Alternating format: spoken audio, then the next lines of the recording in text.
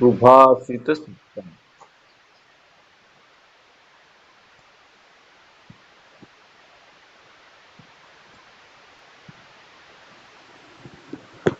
आज हम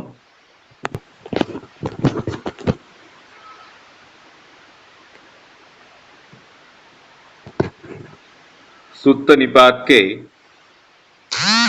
महावग्ग के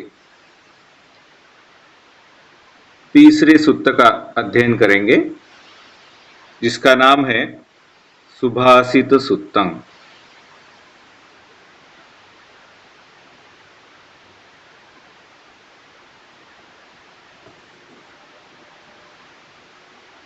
सु का अर्थ है अच्छा, भाषितम भाषा का अर्थ है बोलना, और भाषित मतलब जो बोला गया, अच्छा बोला गया, क्या बोला गया, सुत्तम। सुत्तम मतलब सुना गया, सुभाषित सुत्तम। क्या सुना गया है?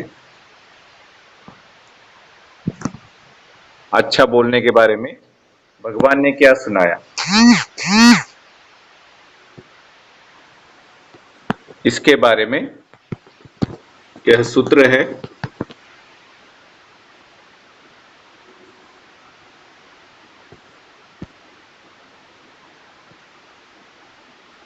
सुभाषित सुत्तम। क्या कहा गया? एवं में सुतं, एवं ऐसा, में मेरे द्वारा, मुझसे, सुतम सुना गया। क्या सुना गया? ऐसा मेरे द्वारा सुना गया।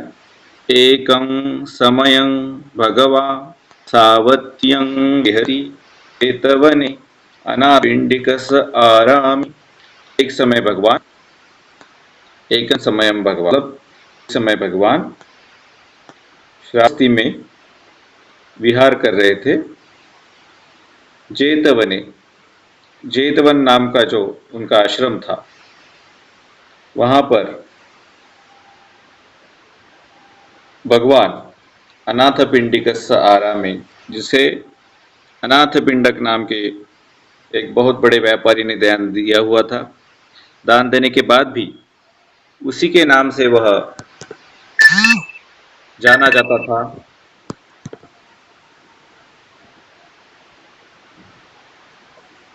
श्रावस्ती का वह आश्रम, उसे जेतवन भी कहते हैं, क्योंकि वो पहले जेत राजकुमार का था और उसे दान, भगवान को दान देने के लिए अनाथ पिंडिक ने खरीद लिया, और जेत राजकुमार ने उसे कीमत बताई कि पूरी धरती पर सोना बिछाना होगा, उतनी कीमत होगी। और अनाथ पिंडिक सोना ला के बिछाने लगा, तो जेत राजकुमार को पहले बेचना तो नहीं था, इसलिए उसने इतनी बड़ी कीमत बोली थी। लेकिन जब उसे पता चला कि इतना अच्छा काम यहाँ होने वाला है, भगवान का आश्रम वहां बनने वाला है, तो उसने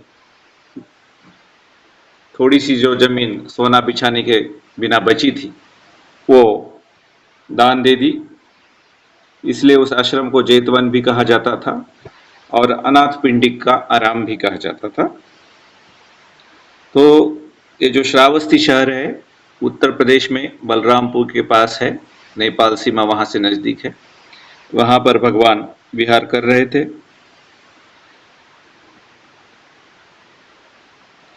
तेन खोपन समयेन भगवा एतदवोच।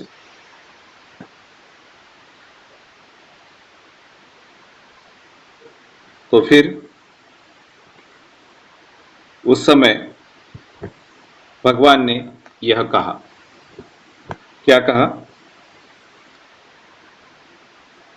चतुहि भिक्खवे अंगहि समन्नागता वाचा सुभाषिता होती नो दुर्भाषिता अनुवज्जा च अननुवज्जा च विन्यूनम। चतुहि मतलब चार, भिक्खवे मतलब भिक्षुओं, अंगे ही अंगों से, समन्नागता संपन्न, चार अंगों से संपन्न, वाचा जो हम बोलते हैं उसे भाषा कहते हैं, वाचा कहते हैं, वचन कहते हैं। अगर वो 4 अंगों से संपन्न होती है तो सुभाषिता होती, तो उसे अच्छी भाषा कहेंगे, अच्छी वाणी कहेंगे, अच्छा बोलना कहेंगे। नो दुर्भाषिता, उसे दुर्भाषित नहीं कहेंगे। अनुवज्जाच, अनवज्जाच मतलब वज्ज का अर्थ है जिसे छोड़ देना चाहिए, ऐसी चीजें, और अनवज्ज का अर्थ है जिसे पालन करना चाहिए, ऐसी चीजें, तो वो पालन करने योग्य है। अननुवज्जाच मतलब त्यागने के योग्य नहीं है। ठीक है, इस बार अन अनुवज्जाच, ठीक है, मतलब त्याग करने लायक हो ऐसी चीज नहीं है।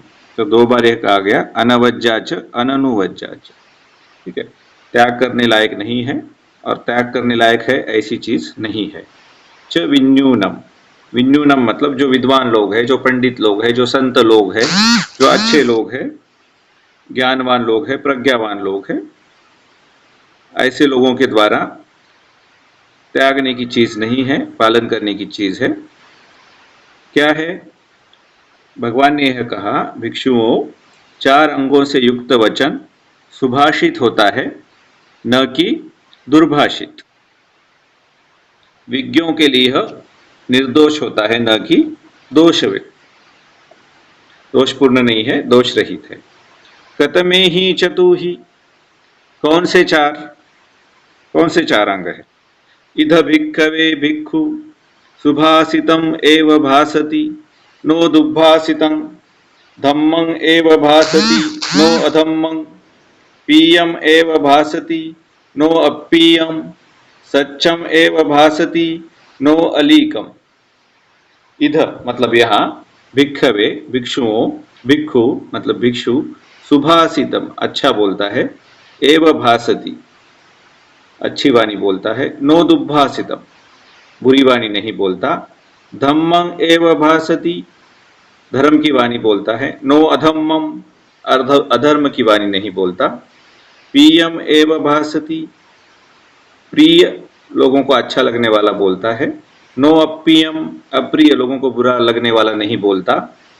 सच्चम एव भासति सत्य बोलता है, नो अलीकम झूठ नहीं बोलता। तो किन 4 अंगों से युक्त होती है भिक्षुओं? यहाँ भिक्षु सुभाषित ही बोलता है, न कि दुर्भाषित। धर्म को ही बोलता है, न कि अधर्म। प्रिय ही बोलता है, न कि अप्रिय। सत्य ही बोलता है, न कि असत्य। धर्म शब्द यहाँ बड़े व्यापक अर्थ में आया है, न्यायपूर्ण। धर्म का अर्थ, एक अर्थ ये भी है कि न्यायपूर्ण बोलता है, किसी को अन्याय करने के लिए नहीं बोलता। ठीक है, और किसी को हानिकारक है ऐसा नहीं बोलता। आगे भगवान कहते हैं, इमे ही खो भिक्खवे चतुहि अंगे ही समन्नागता वाचा सुभाषिता होती, नो दुर्भाषिता अनवज्जा च अननुवज्जा च विन्यनन्ति। इदम इस तरह भिक्षुओं इन 4 अंगों से युक्त वचन सुभाषित होता है, न कि दुर्भाषित। विद्वान जनों के लिए यह निर्दोष होता है, न कि दोषयुक्त। इदम ओच भगवा इतना कहकर भगवान ने, इदम वत्वा इतना कहने के बाद, सुगतो सुगतो मतलब जो हमेशा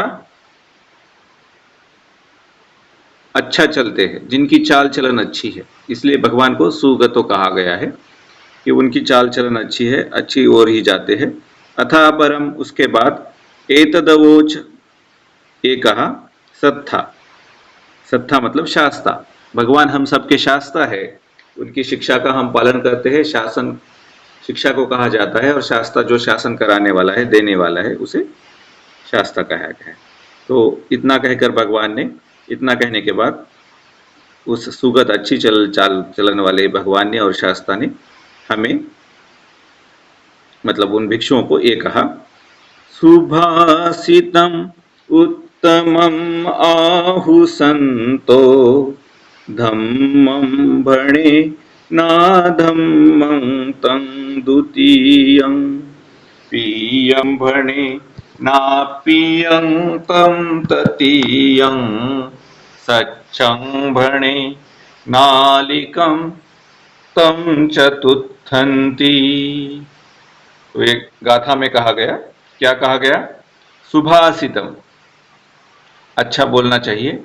उत्तमम, अच्छा बोलना ही अच्छा है। आहु संतो, संतों ने यही कहा है।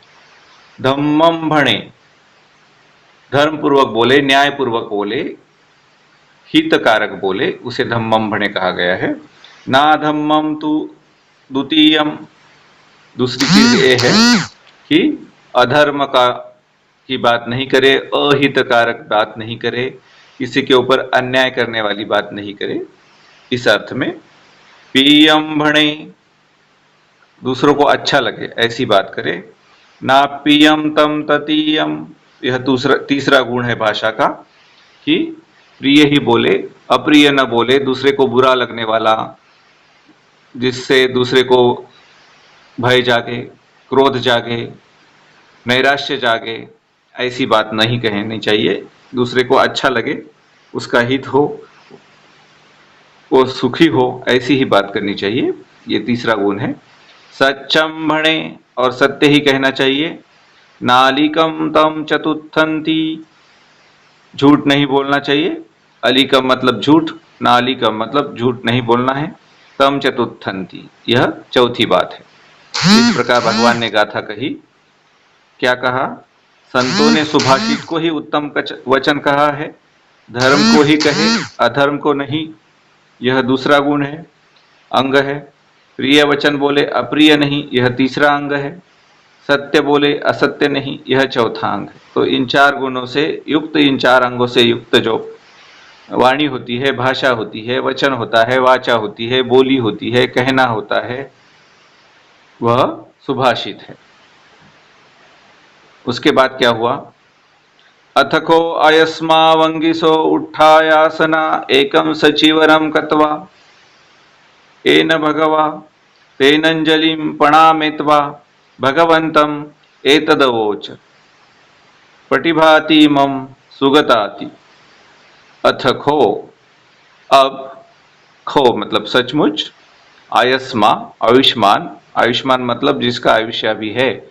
जैसे आजकल हम मराठी में श्रीमान कहते हैं या श्रीयुत कहते हैं या अंग्रेजी में मिस्टर कहते हैं, उस समय पाली में आयस्मा कहा जाता था। वंगिसो, वंगिसो मतलब वंग देश के ऋषि, भगवान के एक शिष्य थे। वंग मतलब बंगाल, आजकल जिसे बंगाल कहते हैं, वहाँ के रहने वाले ऋषि उन्हें कहा गया, क्योंकि वो ऋषि के जैसे उनमें गुण आ गए थे साधना करते करते, तो उन्हें वंगीसो कहा गया। और वो बहुत ही शीघ्र कवि थे। आजकल भी हम बंगाल में देखते हैं कि बहुत बड़े बड़े कवि बंगाल में से हुए हैं। हमारे जो राष्ट्रगीत है जन गण मन, वो भी बंगाली कवि रविंद्रनाथ टैगोर ने लिखी हुई है। दूसरा राष्ट्रीय गान है वंदे मातरम, वो भी बंगाली कवि बंकिम चंद्र चटर्जी ने लिखा हुआ है। तो आज ही नहीं, 2500 साल पहले भी, भगवान बुद्ध के जमाने में भी बंगाल में अच्छे अच्छे कवि हुआ करते थे। उनमें से ही एक कवि थे वंगीस। उठायासना मतलब आसन से उठकर, एकम सचीवरम कत्वा, एक और उन्होंने चीवर किया। चीवर मतलब भिक्षुओं का जो वस्त्र है, वो एक कंधे पर करके, एन भगवा भगवान की ओर, तेनंजलिम दोनों हाथ जोड़कर, अंजलि मतलब ओंजड़ जिसे मराठी में कहते हैं, मतलब दोनों हाथ जोड़ना, प्रणामेत्वा प्रणाम किया भगवान को, भगवंतम एतदवोच और भगवान से ऐसा कहा, पटिभाति मम सुगतम सुगताति, हे सुगत, हे अच्छी चलन वाले, पटिभाति मतलब मुझ में प्रतिभा उत्पन्न हो रही है, मैं कुछ कहना चाहता हूं। तब आयुष्मान वंगिश आसन से उठ, चीवर को एक कंधे पर करके जिधर भगवान थे उधर दोनों हाथ जोड़ प्रणाम कर भगवान से यह बोले, सुगत, मुझे कुछ सूझ रहा है, मुझ में प्रतिभा उत्पन्न हो रही है। पटिभा तू वंगी तम वंगिसाति भगवा ओच, पटिभा तू तम वंगिसा, तो कह दे जो तुझे कहना है, जो प्रतिभा तुझ में उत्पन्न हो रही है उसे प्रकट कर हे वंगिस, ऐसा भगवान ने वंगिस ऋषि को कहा। अथखो अयस्मा वंगिसो भगवंतं सम्मुखा सारूपा ही गाथा ही अभिथवी अथ।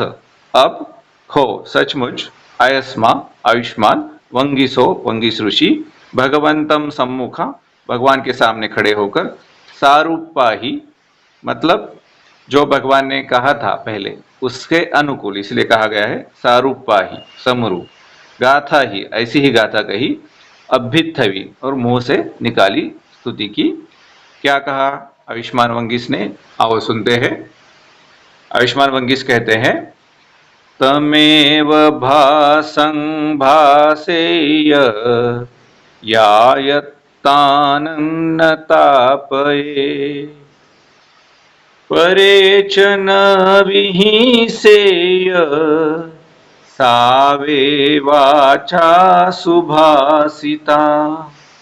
तमेव भासं भासेय, तम वैसे ऐसी ही, एव वैसी ही, भासम भाषा, भासेय बोले, याय अत्तानं जो अपने को न तापये, अपने को जो तकलीफ न दे, ताप न दे, परे च न और दूसरों को, विहिंसेय दूसरों को भी तकलीफ न दे, सावे वाचा सुभाषिता ऐसी ही वाणी को सुभाषित कहा जाएगा। उसी बात को बोले जिसमें न स्वयं कष्ट पाए और न दूसरे को ही दुख हो, वही बात सुभाषित है।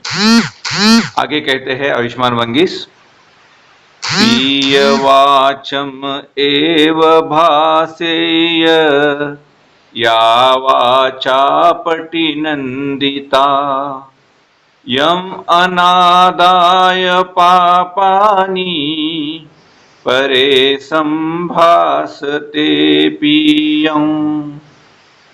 प्रियवाचम एव भासेय, प्रिय लगने वाली, अच्छी लगने वाली, सुखावह ऐसी भाषा बोले, या वाचा पटिनंदिता अर्थात ऐसी वाणी बोले जिससे दूसरे लोग खुश हो, आनंदी हो, सुखी हो। यम अनादाय पापानि, लेकिन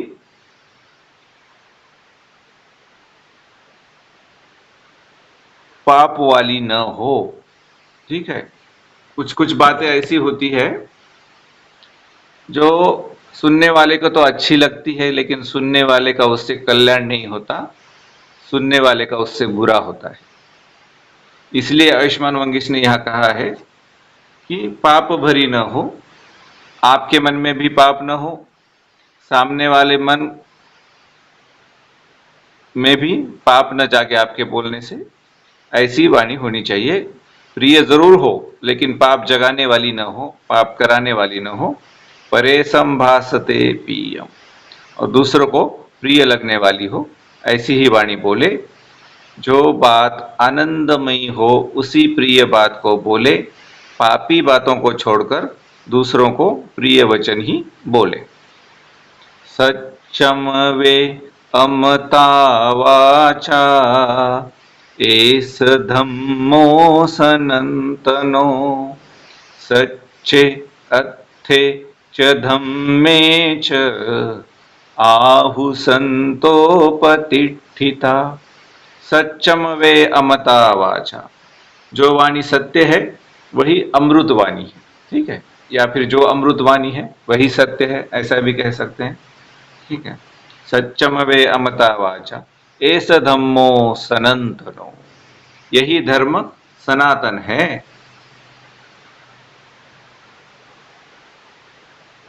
यही सनातन धर्म है। सनातन का अर्थ है शाश्वत, जो कभी नहीं बदलता। ठीक है, जो अमृतवाणी है वही सत्य है और जो सत्यवाणी है वही अमृत है। यही हमेशा का नियम है, ये नियम कभी बदलने वाला नहीं है।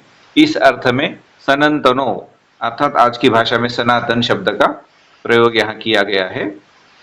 आगे क्या कहते हैं, सच्चे अर्थे च धम्मे च, सच्चाई में, अर्थे च मतलब अर्थ में, हितों में, धम्मे च और धर्म में, आहु संतो पटिता कहा है संतो प्रतिष्ठिता, प्रतिष्ठित संतों ने, मतलब जो संत सत्य में प्रतिष्ठित है, सत्य में पुष्ट हुए हैं, अर्थ अर्थ मतलब अर्थ में, हित दूसरों का हित करने में और अपना हित करने में भी पुष्ट हुए हैं। धम्मे च, धर्म में, ये निसर्ग के जो नियम है उसे धर्म कहा जाता है, कुदरत के जो कानून है उसे धर्म कहा जाता है, जो मनुष्य के कर्तव्य है उसे धर्म कहा जाता है, जो न्याय है उसे धर्म कहा जाता है। तो ऐसे हर धर्म में जो प्रतिष्ठित है संत, उन्होंने कहा है कि सत्य ही अमृतवाणी है, यही पुराना धर्म है, यही शाश्वत धर्म है, यही सनातन धर्म है। सत्य ही अमृत वचन है, यह सदा का नियम है। सत्य, अर्थ और धर्म में प्रतिष्ठित संतों ने ऐसा ही कहा है।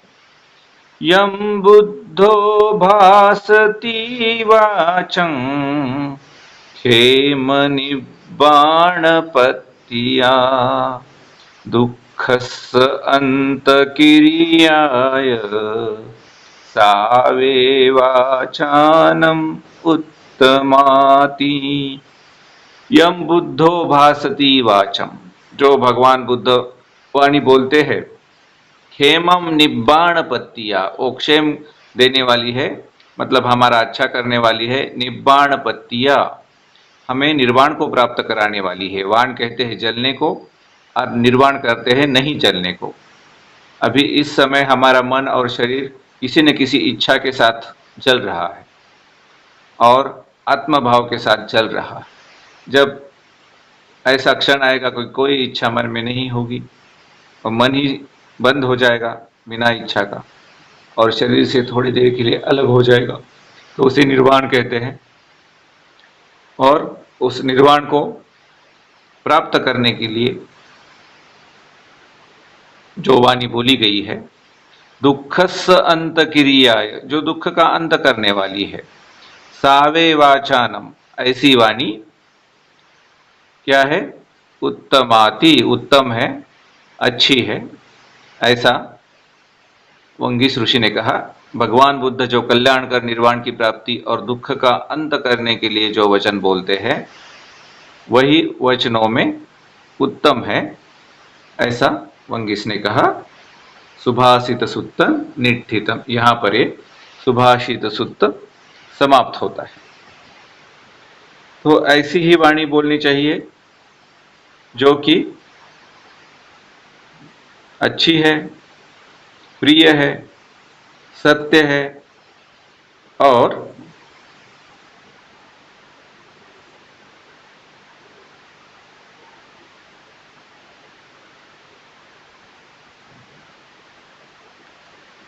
धर्मयुक्त है।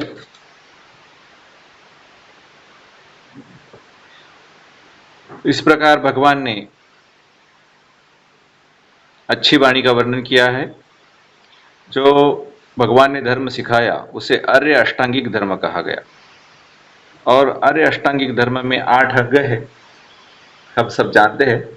सम्मा दिट्ठि, सम्मा संकल्पो, सम्मा वाचा, सम्मा कम्मंतो, सम्मा आजीवो, सम्मा सति, सम्मा वायामो और सम्मा सति। तो इसमें जो तीसरा अंग है सम्मा वाचा, सम्यक वाणी क्या है, इसी का वर्णन इसमें आया हुआ है।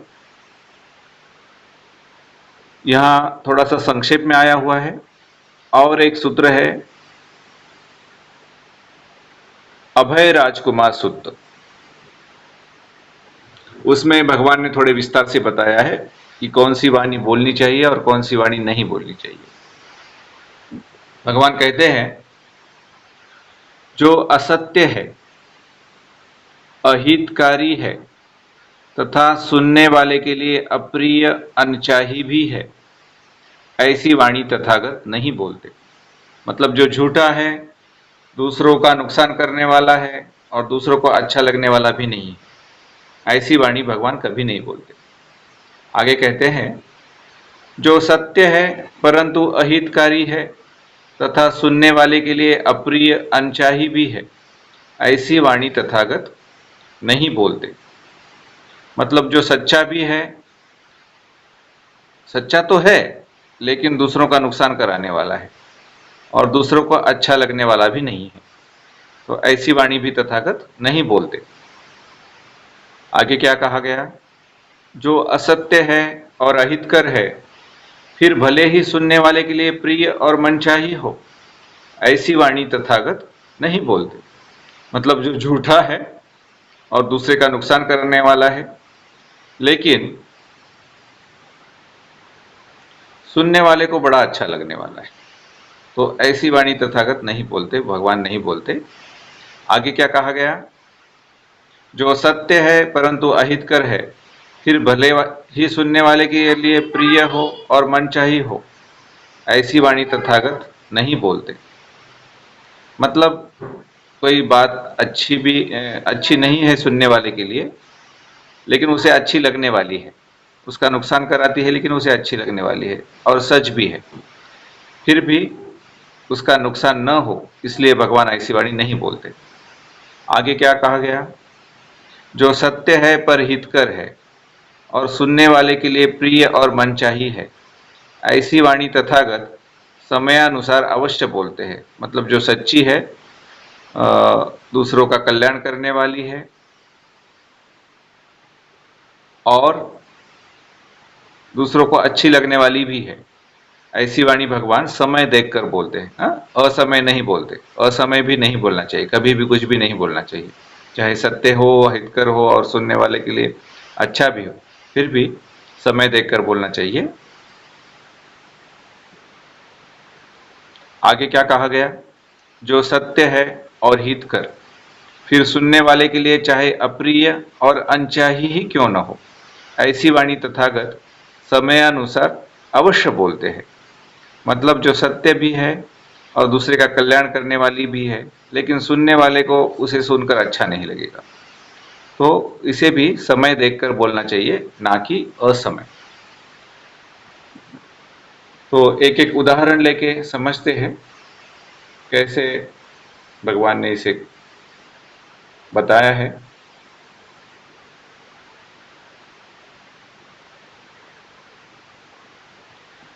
जैसे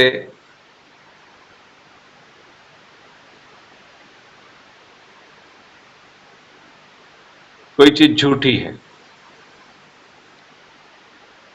और दूसरे का नुकसान कराने वाली है और दूसरे को उससे सुनने से अच्छा भी नहीं लगेगा।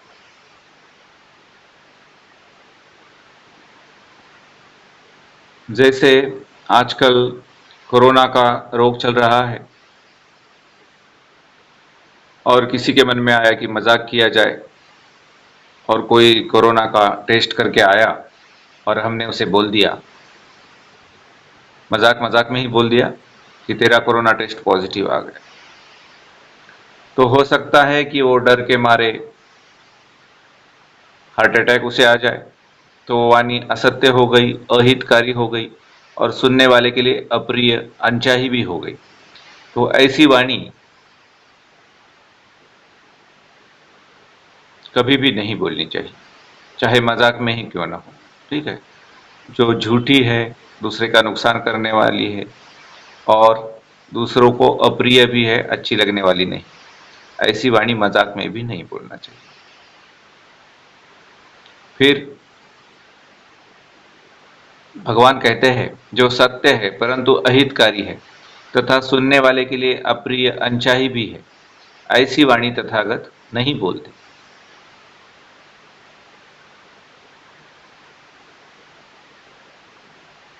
कोई बीमार है, हम उसे बोलते हैं कि भाई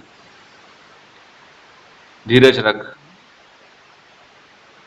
हो सकता है तू अच्छा हो जाए।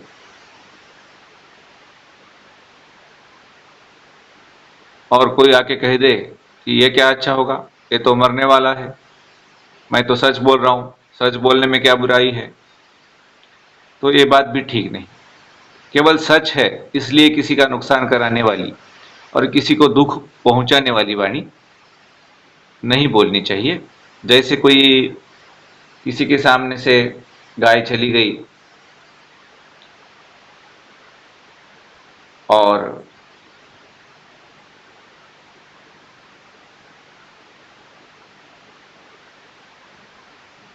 हमने किसी को बता दिया, खटीक को, खटीक पीछे से आया और उसे हमने बता दिया कि गाय इस ओर चली गई है, तो ऐसी बात कहना भी ठीक नहीं है। जो असत्य है और अहितकर है, फिर भले ही सुनने वाले के लिए प्रिय और मनचाही हो, ऐसी वाणी तथागत नहीं बोलते। जैसे अभी कोई दारू की दुकान ढूंढ रहा है और हमें पता नहीं है कि दारू की दुकान कहाँ पर है, और हमने ऐसे ही मजाक में बोल दिया कि उधर है, इधर है या उधर है, तो वो ये बात एक तो असत्य भी है और दूसरे का नुकसान कराने वाली भी, और दूसरे को, लेकिन दूसरे को प्रिय लगने वाली है, तो ऐसी बात भी नहीं बतानी चाहिए। आगे कहा गया, जो सत्य है परंतु अहितकर है, फिर भले ही सुनने वाले के लिए प्रिय और मनचाही हो, ऐसी वाणी तथागत नहीं बोलते। तो पहले जो उदाहरण दिया गया खाटीक का और गाय का, वो इसमें फिट बैठता है कि गाय कहाँ चली गई वो हमें पता है, लेकिन वो खाटीक का भी नुकसान करेगी और गाय का भी नुकसान करेगी, हम ऐसी वाणी बताएंगे तो, लेकिन वो सुनने वाले के लिए प्रिय है। ठीक है। जैसे कोई दारू की दुकान का पता हमें पूछ रहा है और हम बता देते हैं, सत्य है, हमें मालूम है दारू की दुकान कहाँ है, हम उसे सच्चाई की बात बता रहे हैं और सुनने वाले के लिए प्रिय भी है, लेकिन उसके लिए वो अहितकर है, तो ऐसी वाणी भी नहीं बोलनी चाहिए। जो सत्य है पर हितकर है और सुनने वाले के लिए प्रिय और मनचाही है, ऐसी वाणी तथागत समयानुसार अवश्य बोलते हैं। तो कोई खुश खबर है और सामने वाले का हित करने वाली है, कल्याण करने वाली है और सुनने वाले को अच्छी भी लगने वाली है, ऐसी वाणी तो अवश्य ही बोलनी चाहिए, जो मीठी है और सामने वाले का कल्याण करने वाली है और सत्य भी है। जैसे धर्म की बात होती है, ठीक है, धर्म की बात है जो सत्य भी होती है, हितकर भी होती है और सुनने वाले के लिए प्रिय भी होती है। या कोई खुश खबर है, कोई 12वीं में अच्छे नंबर से पास हो गया, उसको बता दो कि तू पास हो गया, ये भी एक अच्छी वाणी का उदाहरण है। आगे, जो सत्य है और हितकर, फिर सुनने वाले के लिए चाहे अप्रिय और अनचाही ही क्यों न हो, ऐसी वाणी तथागत समयानुसार अवश्य बोलते हैं। मतलब कोई बात सच्ची है कि दारू पीने से नुकसान होगा भाई, जुआ खेलने से नुकसान होगा, कोई व्यसन करने से नुकसान होगा, यह बात सच्ची भी है और सामने वाले का कल्याण भी करने वाली है, लेकिन सुनने वाले को अच्छी लगने वाली नहीं है, तो ऐसी वाणी समयानुसार अवश्य बोलते हैं। तो समय देखकर बोलना चाहिए, ये नहीं कि भाई हर समय उसे ये बोलते रहे तू दारू छोड़ दे, तू दारू छोड़ दे, तू दारू छोड़ दे, तो उससे होने वाला नहीं है। समय देखकर, क्या वो सुनने, अभी उसकी हमारा सुनने की इच्छा है और हमारे कहने से क्या वो सुनेगा, ऐसा समय देखकर, और ऐसे समय में जब उसका दूसरों के सामने अपमान न हो, अवमान न हो, ऐसे समय में ऐसी अहितकर नहीं हो, जो हितकर है लेकिन अप्रिय लगने वाली है और सत्य है, ऐसी वाणी समय देखकर बोलनी चाहिए। इस तरह भगवान ने बड़े ही अच्छी तरह से समझाया है। कोई कोई वाणी सत्य होती है लेकिन अहितकर भी होती है और अप्रिय भी होती है, तो ऐसी वाणी सत्य होकर भी भगवान नहीं बोलते थे। जैसे पहले भी बताया कि श्रावस्ती के जो राजा थे प्रसेनजित, उनकी रानी मल्लिका थी, किसी कारण से उन्होंने राजा से एक झूठ बात बोली थी और मृत्यु के समय मल्लिका रानी के मन में वह अपराधी भाव पैदा हो गया और 7 दिनों के लिए वो नरक में चली गई। और प्रसेनजित राजा रोज आकर भगवान से पूछना चाहता था कि मल्लिका रानी का जन्म कहाँ हुआ, तो 7 दिनों तक भगवान ने उसे अन्य बातों में उलझाए रखा। 8वें दिन जब उसका नरकवास समाप्त हुआ तो वो स्वर्ग में चली गई। तो 8वें दिन प्रसेनजित राजा ने पूछा भगवान से कि मेरी रानी मल्लिका अब कहाँ उसका जन्म हुआ है। तो भगवान ने राजा प्रसेनजीत को बताया कि अब उसका जन्म स्वर्ग में हुआ है। ऐसा वर्णन अट्ठकथा में आता है। तो यह बात सच थी कि रानी मल्लिका नरक में गई थी, लेकिन वो राजा को अप्रिय लगने वाली थी और राजा का अहित करने वाली थी। इसलिए भगवान ने यह सच्चाई राजा प्रसेनजीत से छुपाई। तो बोलते समय हमेशा हमें ध्यान रखना चाहिए, जो सच्ची बात है और जिससे सबका कल्याण होने वाला है और जो दूसरों को अच्छी लगने वाली है, ऐसी बात हमेशा बोले, समय देखकर बोले। वो भी जो बात सच्ची है लेकिन दूसरे का नुकसान कराने वाली है, वो फिर दूसरे को अच्छी लगे या बुरी, उसे नहीं बोलना है। और जो झूठी बात है और दूसरे को प्रिय लगे तो भी नहीं बोलना है, दूसरे को अप्रिय लगे तो भी नहीं बोलना है। इस प्रकार हमें अपनी वाणी का ध्यान रखना चाहिए। और इस ध्यान रखने के लिए बोलने से पहले क्या करें, देखें हमारे सर में, हमारे दिमाग में कहीं टेंशन या टाइटनेस तो नहीं है। तो जब भी किसी से मिलते हैं और बात करना चाहते हैं तो पहले देखें कि क्या हमारे सर में कोई तान तनाव है, खिंचाव है, उसे ढीला करें, मुस्कुराए और फिर सच्ची बात, प्रिय बात और हितकर बात ही बोले। इसी को सुभाषित कहा गया है, सुभाषित सूक्तम निठितम। भवतु सब मंगलम, भवतु सब मंगलम, भवतु सब मंगलम। साधु साधु साधु।